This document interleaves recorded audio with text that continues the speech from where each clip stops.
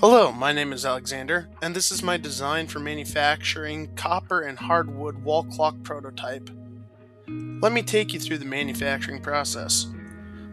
The clock starts with the bonding process. Each of the wood variety blocks is lined up in the pattern shown, and the mating faces of the blocks are glued. The blocks are then clamped to apply pressure to the glued section to prevent moving.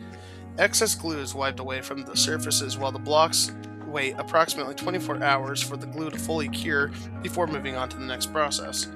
The clock frame then undergoes a material removal process where the blocks are scribed to a 12-inch diameter, and all material around the scribed perimeter is cut and sanded away to create a smooth, rounded shape for the clock. A router is then inserted through the center of the blocks at half an inch deep. The router creates a recess for the clock motor to be stored.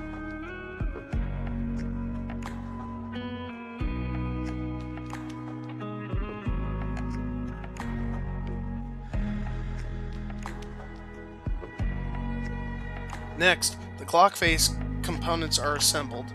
To start, the stained glass is cut away in a desired shape and size.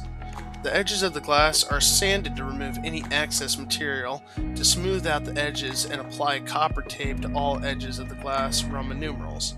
The Roman numerals are then lined up in the desired numbers 3, 6, 9, and 12. Corners and locations where individual numbers will be bounded and soldered first on both sides of each number and in all intersecting corners. Individual copper ticks are cut out from copper sheets to serve as tick marks on the clock face. Then, all tick marks and Roman numerals are nailed to the clock face for the following design. The clock lens is made using a vacuum forming process that uses this vacuum box and frame along with this clock lens pattern that's placed on the top of the vacuum box.